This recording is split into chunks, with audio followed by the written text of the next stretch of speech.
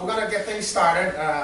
One of the things that was mentioned is cross-sector collaboration, and the Compact's tagline is serving students by bringing educators together. So it's interesting when we talk about whether students are BPS, charter, or Catholic schools, we're literally serving the same communities, the same students, and sometimes even the same families who have kids in both. That's why it's good, I think, to have this sort of discussion today about cross-sector collaboration, and as we all work together the same goal of educating kids in the city of Boston, which I think is the most important thing that we can do. Wanted to set off a couple of things. As we're going through the morning, I want us to be mindful of a set of norms that we have for today, which are right here. So our norms are participate fully, assume best intentions, disagree without being disagreeable, monitor airtime so everyone is heard, and maintain focus. This could work in here, the city council, the state legislature, Congress, everywhere. So ask us to please make sure that we all kind of stay under these norms. Everybody okay with that? Well, we're all good. Show a thumbs up if we're all good with this set of norms.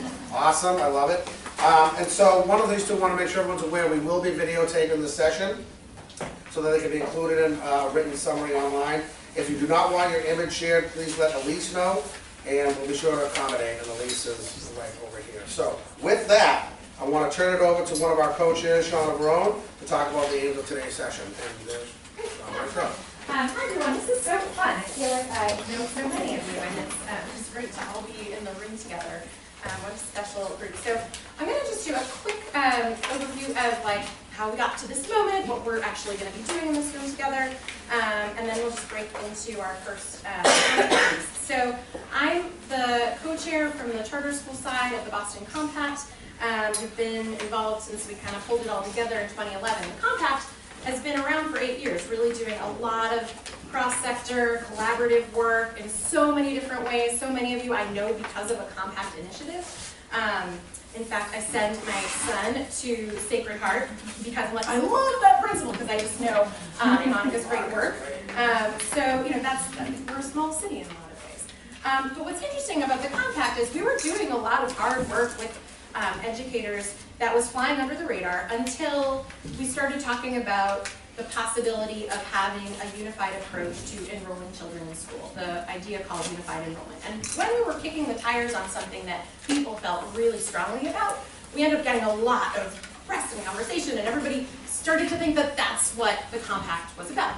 That is not what the Compact's about. We're doing a lot of stuff prior to that and doing a lot of stuff since. We realized that we really want to be focusing on our core work, which is serving students by bringing educators together. And so since we put policy stuff on the back burner, we've been focusing on the non-sexy work, that's all very important, of making sure that educators are learning from each other and that we're bringing best practices across sectors. So that is what we're going to share with you today, and I'm really excited to do that. So the other piece is, you know, the sectors, so to speak, you know, the charter sector, the BPS, and the Catholic sector, we realize we don't really want to be counting on the leadership of each sector to carry the Compact forward. So the deeper the work is between those of us who are going to be around a while, running schools, parents, the better we will be able to move forward as a city, regardless of who's in charge. So that feels important, to just deepen the connective tissue between all the different parts of the city in the field of education. So let's talk about what we're going to do today. We're really excited about this. So the first thing we're going to do is have an overview of the different initiatives that the Compact is doing, and I suspect you'll be surprised by all that actually is going on. We'll be hearing a little bit from each of the folks that have been involved in some of these cross-sector collaborative projects. And then the second thing, which I'm super excited about, because if you run a school, you're in the moment of like, how do I make sure I keep my teachers and that they'll be back next year, because we at Boston Collegiate always say, without great teachers, nothing else matters. And so teacher retention is like truly, it's like right here for any school leader and also any parent. So we're going to have a shared challenge consultancy, and we're going to talk together as a community of educators about what are effective strategies to recruit and retain best fit teachers. So we'll have like a fishbowl discussion, and then we'll break up into groups and just dig in with some best practices. I'm excited that there's so many people who do deep work with teachers in this room. So that's what we're going to do. And then, let's see. And then we'll just have reflections at the end, and we'll be great. So any questions before we jump in? I believe I am kicking it over to Andrew, who's going to talk a little bit about the Compact initiatives, and then we'll launch into the teaching and learning after that. Thanks, Shauna. So as Shauna mentioned, a lot of the work of the Compact now is kind of in this unsexy space, as it always has been, and that we feel is great because it gets people together and it gets them working on things. And the three major areas that we work on are teachers, schools, and systems. But a lot of the work we're doing with teachers, schools, and systems, as you're going to hear, we just want to provide some framing for that. So my job today is really to do a little bit of framing, very brief framing, and then kick it to Kate Scott, to Allie Dutson, and to Monica Roberts in order to make sure that we have some framing about what the work is doing and kind of what the Compact has been doing in general. So in terms of teachers, a lot of times cross-sector leaders will get together and cross-sector principals will get together. They have relationships, but we don't often do a great job of connecting teachers across sectors. So what the Compact is trying to do is be one of the mechanisms by which teachers can actually connect, have those conversations to the same extent that leaders are having conversations. And the current work of the Compact really is devoted, when we talk about teachers, to that kind of collaboration. In terms of schools, the Compact often talks about schools as the unit of change, but can we have cross-sector conversations of schools as a unit of change as well? So when we hear about the work that the Compact's doing in terms of schools and examples of that, you'll get to see kind of how the Compact really envisions the unit of change being not just a single school, but networks of schools working together. Then in terms of systems, really it's an extension of this work of teachers and schools being the unit of change, these cross-sector networks, because at the system level, what levers of influence can we pull on? If there are issues of transportation, can we make sure that all sectors are working together to make sure that our students and our children are getting safely to schools? If there are issues with school climate, can we engage parent partners in a way that is authentic, in a way that is rooted in their needs, to make sure that, as Rob said earlier, we've got parents who have students in each of the three sectors. We need to have a body so that there can be that kind of work in collaboration. So as we go through this, Kate Scott is going to talk more about teachers, some of the things that we've been doing for teacher initiatives at the Compact. She'll then pass it over to Allie Dutson, who will talk about some of the school level work that we're doing, who will then pass it over to Monica Roberts, who will be doing some of the systems level work. Just to get a feel for a lot of the different initiatives that the multiple different committees on the Compact have been working on. So I'll now pass to Kate. Great. I'm glad I got my long way. Oh, you know, I'm trying to. Hi everyone, I'm Kate Scott. I'm the Executive Director at Neighbor Downs Charter School, and I'm also the proud chair of the Teaching and Learning Subcommittee.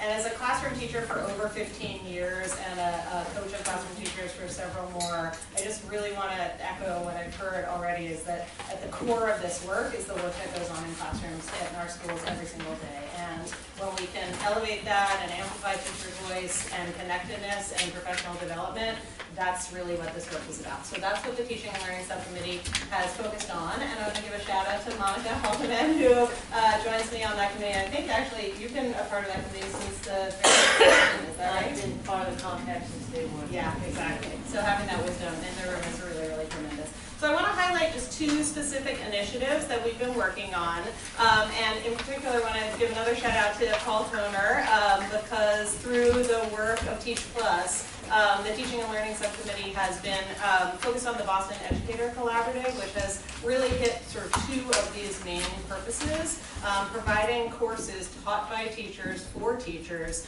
that are both building that peer-to-peer professional development and also connecting teachers across sectors. And so we are really excited. I believe in the most recent round of those, there was a 98% approval rating in terms of those courses, which is just, and when you think about it, it's outstanding that people got so much out of those courses. And the Teaching and Learning Subcommittee is eager to continue that work together to offer more of that in the future. The other initiative that we're really excited about is our work with Maria Fenwick and the Teacher Collaborative, which has allowed teachers across all three sectors to visit schools where promising practices are taking place and to talk in those visits and learn from what they see in schools and collaborate with each other. So last year we did 2 sets of school visits. They were extremely well received. And there's actually in your packet an invitation, an announcement for an upcoming visit on February 28th. which is going to be taking teachers to the Boston International Newcomers Academy and the Phoenix Charter Academy. So I would strongly encourage you for if you have teachers or administrators in your school who you think would enjoy that experience, the visits are going to be focused on supporting you for off-track to graduation. So really want to put in a plug to encourage you to have people from your teams come on those. And with that, I will turn things over to Allie. Good morning, everyone. Again, I'm Allie Zutzik. Good morning. Good morning. And again, it is so exciting to be here. I feel like I know so many of you in the room because of my work with the Compact, and I'm really proud that we're all coming together for Boston's kids, and that's what this is about. So thank you again for being here. Yes, Julia. I was like, yes, you're connecting. And I think one of the really cool things about the Compact is that we've been able to bring school years together around issues that are mattering in all of our buildings, and it's really been a chance for us to come to the table, to see each other's schools, and to dig into the work. So one of the things that I've been a part of that I'm really excited about. Sorry. So one of the things I've been a part of that's been really exciting is the Roxbury Special Education Network. So special education is something that is a really important issue in all of our schools, and it's really different the way we're working and coming at struggles and challenges and successes, but what is really the same are some of the challenges we're having. So it's been really enlightening for us to go into one another's buildings and see what are you working on, what are some best practices, and the great part about that is we're going into classrooms and we're actually seeing the work happening, and different stakeholders from those schools are invited, so it's not just principals, it's other types of school leaders and teachers, and we've had some really positive outcomes of that.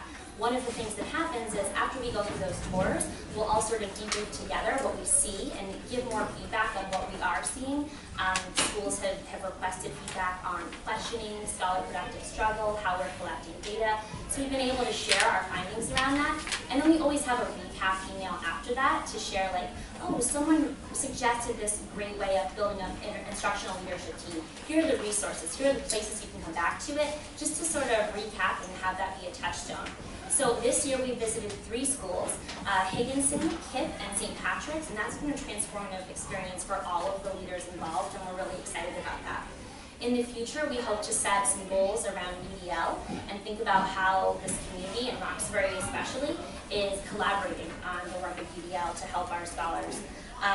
We also, in the future, want to focus on the power of these networks and the idea behind fundraising for additional network work. So one of the network pieces we're interested in doing is focusing on off-track youth and how we can come together to collaborate and share best practices and resources around that very important topic. So that's a little bit about what we're working on the network side, and I'm going to pass it over to Monica Roberts. And I'm actually going to ask Julia Media to come with me. We always tag along, right? Equal partners in it. So good morning again. We're going to talk a little bit about the work that we've been doing around school climate. Boston is a city of choices, and one of the indicators that families use to think about what works best for their child is beyond academics. We know that there are things like what's before and after school and operations, but the school climate is really important to our students as well. Sorry, there'll be one more in 30 seconds. So the school climate is important as a parent trying to navigate what works for my individual child and sometimes multiple children in the system. And that's often difficult to do when across the sectors we are measuring and defining school climate and culture differently. And so parents approached us and said, how can we start to pilot a way where we can have a joint definition of what school climate is? and how we should define it. That is parent-led, and so I'm going to turn it over to Julie to talk a little bit more. Yeah, so last year we actually recruited 12 parents, 6 from BPS and 3 from the charter and 3 from the political sector because we wanted to be equitable and making sure that the representation was in that space. Then the parents worked together to identify maybe the top 9 issues that were heavy on our hearts, and then we sampled over 400 parents across the city to determine what would be the questions that we would ask on this family-led survey. And from that work, we were able to compile the survey that was administered throughout the entire city of Boston. And the goal that we had was to increase the number of parents that actually filled out the survey because we know we have survey fatigue. right? And one of the things that we discovered is that sometimes people are not gonna answer the survey because it doesn't really reflect the things that we really care about. So creating this form was really important to us. But what we found, particularly with the work that we did at the Winthrop, is that they went from having parents, only 1% of their surveys responded great, when we had a parent who was in that space, who was part of the parent council, who was working every day on making sure that parents understood how important their voices were, we were able to increase the number of parents that actually filled out the survey in that particular school. So our whole goal was to change the culture of what survey taking looks like and make it sexy. So we created a hashtag, we had parents on social media. We really created the idea that our voices do matter, and the idea was to really change the tone and help parents understand that at the end of the day, these are our schools and we should have a say in what that looks like. So I think we did that in our round 2. Yep. Let's have a little bit on right now. So the other piece of this work is thinking about how across the sector do we share this information back. One thing we heard loud and clearly is that don't ask us for information that you're not going to use to progress schools. So across the sectors, we're having that conversations. I see a lot of heads nodding, probably because they're saying. And we will also be looking at how do we expand this, and we'll pilot another set of questions. What we really want to do across the sectors is think about how the parent leaders in our schools are really pushing and driving this work. For all of us, it's important, and for the culture of our buildings and for our students, so we're excited about the next phase. Thank you. Thank you.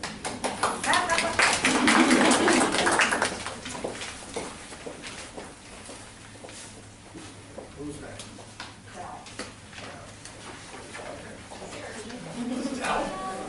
Hi, good morning, everyone. My name is Delvin Stanislav. I'm currently the Director of Transportation, BPS. I don't like talking in front of everyone. Yeah. So the Transportation Department is currently working hand in hand with folks from the Charter Compact. We're working on making sure that students across all sectors is provided safe, reliable, and equitable transportation. I've had a lot of fun working with the group that we work with. We actually meet once a month. If we can't meet, we're on the phone discussing any issues that may have come up. Some important things that we've worked on, and we've had pretty good outcome.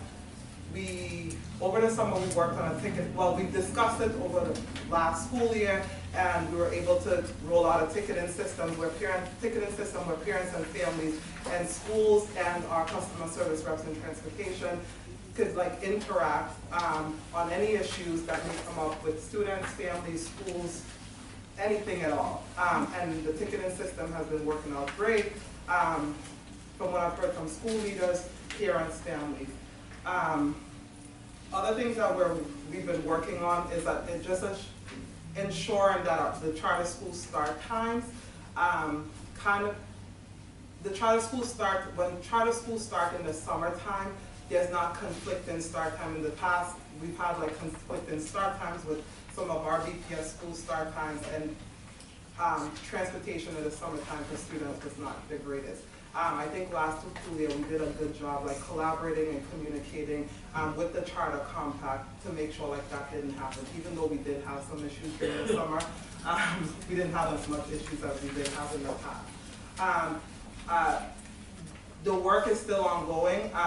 Right now I'm currently working with the group on designing a handbook for all the charter school staff that I'm going to be presenting to the Compact at our next meeting to make sure that the operation staff is well informed of who, what, when, where, why, where they can locate any information that they would need at any given time when it pertains to transportation.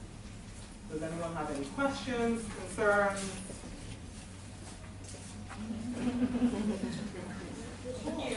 I'm going to jump in before you give her a round of applause just to say she's a very humble person, but she's got one of the most important jobs in the Boston Public Schools. And I will tell you that my team helps to manage constituent services, and you call it customer service, I call it constituent service. And we get calls every day because inevitably there will be problems, and that's just the nature of this kind of business. And we get calls from families all across Boston. We don't ask where they go to school, whether it's charter, Catholic, or public. they have a problem related to transportation. It could be something very small, or something that's hugely serious with a child with special needs, or a door-to-door. I just want to say, every single instance our team goes to Dell and her team, they solve the problem, they get it done, they work with the families, they work with the schools, because they understand, yes, academics and instruction and educating our children are clearly hugely important, but if the customer, or as I call it, the constituent, doesn't have a good experience around the operations side of it, then none of it matters. And I just want to give Dell a shout out that she's serving thousands of people.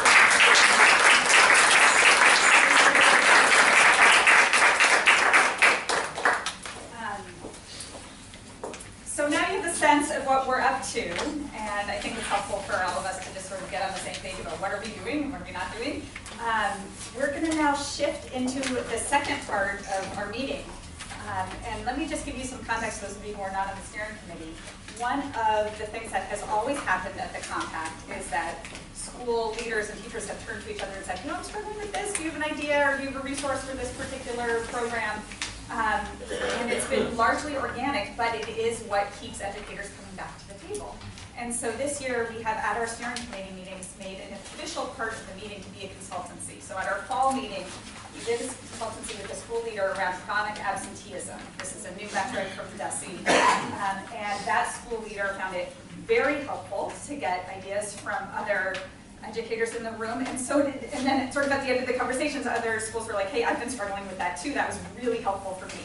So we wanted to give you a flavor of that, but given the size of this group and the public nature of it, I didn't want to put one person on the spot and be like, this is what I'm struggling with. So I've asked 3 people to do that. And really, really delighted that Grace Coleman Burns from the King, Nick Cuomo from St. John Paul Natanzid campus, and Thabiti Brown from Codman Academy have accepted our invitation to make themselves vulnerable in front of all of us. And we've picked an issue, which is teacher recruitment and retention, that frankly, lots of heads are nodding again, because this is not unique to their schools. It is not unique to Boston. You'll see in your packet, there's like a one-pager about the national struggle that is teacher retention. And we know what it means for student outcomes. We know what it means for cohesion within a school, faculty, and culture. And even just at the school leader level, when I'm talking with these 3 in preparation for this meeting, saying that, you know, either they're spending their time hiring or they're spending their time supporting students and staff. So the costs are really high. So I just want to say we picked these 3 leaders for a couple reasons. One is you will hear from them. They're all dynamic, amazing individual school leaders who dedicate themselves 24/7 to their young people. They also have worked together across the 3 sectors for a couple of years. So they're these 3 schools are in a partnership focused on Black and Latino young men in 3rd and 4th grade. One of the things that we saw in their very partnership was that there was enough teacher turnover from one year to the next where they almost had to reorient the whole thing. And they have great chemistry with each other, and they're used to being vulnerable with each other. They're not used to this. So let me tell you what's going to happen. The 3 of them are going to come up here and talk. First, they're going to give you about 2 minutes, each of them introducing their schools, what the struggle with teacher recruitment and retention has been, what they've tried, and then they're going to talk more openly. We're going to just eavesdrop on that. At the end of about 15 minutes, I will do timekeeping for you guys, we're going to take clarifying questions in the large group. Those are questions that can be answered in about a breath. And then we're going to break into 3 groups. That's why you have different colored dots. You will be with one of the school leaders. There will be a steering committee member who will help facilitate. And in those small groups, this is also in your packet, but in those small groups what will happen is you'll have a chance to ask more probing questions to get underneath what are the assumptions underneath what you've heard. Have they thought about thinking about it in a particular way? After the probing questions, you'll talk amongst yourselves, and the school leader will get to listen to your ideas and suggestions, and then they'll have a brief time to reflect on what they've heard and what they're thinking they're going to try. Then we will regroup here to hear just one idea or one action item from each of the small groups and to evaluate the session and do announcements and so forth. Any questions about the process? So I'll follow Rob's lead. Can we give these 3 wonderful people, Thabiti, Nick, and Grace, a warm round of applause?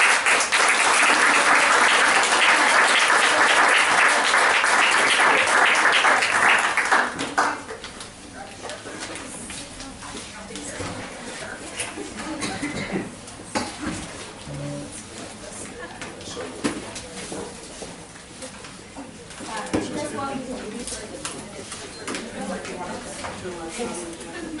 do a little bit of each other. It's not weird at all.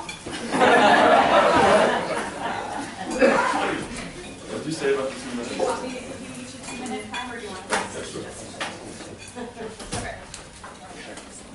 Sure. Good morning, everybody. I'm going to speak really as quickly as I can so that I can get my 2 minutes in. There are 3 things I want to say at the outset. 1, love being in a room with folks cross-sector talking about how to support our children in the city, all children in the city. 2, I love these folks. Right? Grace and Nick, we've been doing this work for the last couple of years. It is a beautiful thing to talk to other leaders who are working with the same children, our schools in the same neighborhood, and trying to figure out how to get to the dilemmas that we're facing and then how do we solve those dilemmas. We've gone a long way, and we have years ahead of us, I think, of good work to do to support Black and Latino boys, particularly in 3rd and 4th grade. Last thing is, we are vulnerable in the sense that we are talking about an issue that's near and dear to our own hearts. How do we get the best, recruit the best teachers to be part of our school, and then keep them with us, right? If you are a leader in this room who struggles with that, raise your hand, please. We can get a sense of where you are. All right. If you don't struggle, if you do this really well, raise your hand. I'll come to find you. You're going to join the blue group? And give me a whole bunch of ideas. Well, we were hoping that would be the end of the conversation. So that's just a little bit of the context. I have been at Coppin Academy since its founding. I was a humanities teacher in the very first year. We are 18 years old. We had high school just for those first 12 years or so, and then grew out in the last 6 years to have a KD. We started 10 years ago, we had 12 teachers, 12 lead teachers, just at a very small school. We now have 36. That number over the last 10 years has tripled, as you heard that number, and we've had a higher rate of attrition from our teachers during that time. As a leader, I was a teacher and then principal and now head of school, I didn't do a great job of creating a context for folks who were new to the school to learn the culture, to understand how to do that work really well at the school, and then to keep them in the fold, right? And so we've been talking a lot over the last couple of years. What do we need to do to make this better? A couple things we've focused on. One, when we were small, culture, really strong, right? Able to keep it in this really small circle. As we grew, more diffuse, really hard to do. 2, our salary and benefits package did not keep pace with our peers, right? And so that was a difficult thing. Folks were saying, look, we can make so much more, we can get so much more in other places. That's the second thing we looked at. And the third thing is really trying to figure out how to manage through change, right? How am I a leader that supports this massive growth and help people to be with me in that growth and feeling good about that change, as opposed to chafing at the things that they miss from how it used to be, right? So those 3 things have been things that have been challenges over the last bunch of years. And I will stop there. It's probably 2 minutes. Yeah. What was the question again? Context? Okay, sure. My name is Grace. I have 510 kids at the King K, which about 45 to 50, no, about 60 staff members, including like everybody. We have had a major turnover between last year and this year. Last year was my first year as a principal. I came in August, so everyone was pretty sad. This year we're a traditional school, so we don't have like we don't access, by principal, like teachers decide whether they're going to stay or they leave. We had about 30 new positions this year, and so we are really thinking about, which is really unlikely in a traditional BPS school. So we're really trying to think about like how we retain those 30, because the start of this school year was very challenging, from the unknown of the unknown, right? Like, I don't know these kids, I don't know, where the nurse's office is, what time am I supposed to transition to lunch, how do I get paper? So we're really trying to hold on to as many of those people as we can. Grace, how many interviews did you do? We did over 300 interviews. But it's good.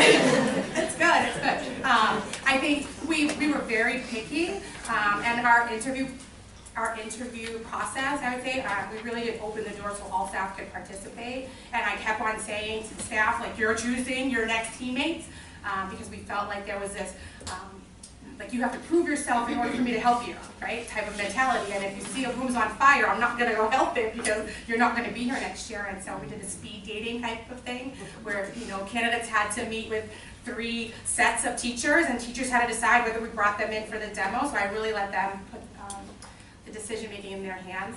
I mean, ultimately I had final choice, but we really did try to change that, 12 people in a room and one candidate in the middle and who interviewed best. Because the people who talk the best don't necessarily teach the best. And so it's good. Hi everyone, Nick Cuomo, I'm from St. John Paul II Catholic Academy, one of our 3 campuses. I'm at the Nebraska campus. We have about 385 students spanning grades from pre-K all the way up to 8th grade.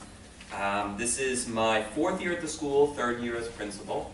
And in that time, I've seen this to be one of my most important roles, is to recruit and retain good staff, because that's the foundation of our school. Every year, I am looking to recruit and interview and hire about 1/4 of my staff. If you look at a staff of about 40 adults that interact, ranging from specials and guidance to full-time classroom teachers. But from previous years, it's, dating back to 2016, I have about half of the staff from 2016. So it's not necessarily, it becomes very difficult. I connect myself a lot with Billy Beane in the movie Moneyball, Brad Pitt, where you're the Oakland A's. I am very, playing in the Catholic sector, our salary is even that much lower, that we are able to offer and recruit and retain excellent teachers that are mission-driven, connected with the mission. We also know it's getting more expensive to live in the city of Boston. Generationally, there are some changes. I know I can speak from my generation and my colleagues. We are a little more transient as well. We are moving places. We are changing locations. And you don't always get that same type of commitment that we would have seen prior years in which Catholic schools have really thrived in, and getting that commitment. There have been a lot of challenges with that, because with challenges in staffing, we also are a tuition-based school. Our families pay tuition to send their child to our school. So it's, they have to have confidence in the leadership that we are going to replace their favorite teacher with another excellent teacher. And we have to do that on a budget. So there is a lot of conversations that we have to have with families to maintain that we have a strong partnership, and that we are still a great choice for their family. I'm going to cut you off there. Yeah. So now you will just spend a few minutes talking about what you've tried and what you're still struggling with, and you're looking to hear from all these resources in the room. I'll pick up where we left off. So some of the things that we've tried, being in a Catholic school, we do not require that teachers have licensure right off the bat. They're working towards licensure. We have an agreement in place, so we're able to recruit some teachers that may not have that opportunity right off the bat, and we can kind of cultivate and give them that opportunity and coaching, so that they are developing in our school system, which is very appealing to someone right out of school. We are getting very creative with specific partnerships in education, whether it's partnering and offering possibly an avenue to repay some student loan forgiveness, or to earn their master's degree with local community colleges. And we also offer opportunity to take on leadership positions, because we do have openings here at our school. We try to create a culture where we are able to get into their classroom on a more frequent basis, give them more feedback, really give them that opportunity, kind of like the Oakland A's. You could start first base right here, and we will give you that that support to develop, and hopefully we can also align with that mission as well. For the new teachers in our building, they have like this 100-hour requirement of teacher development, right, to get their licensure. And so we have 11 in the building this year, and really matching them up with people who aren't on their team. Right, I have 2 first-grade teachers, but they're not paired together.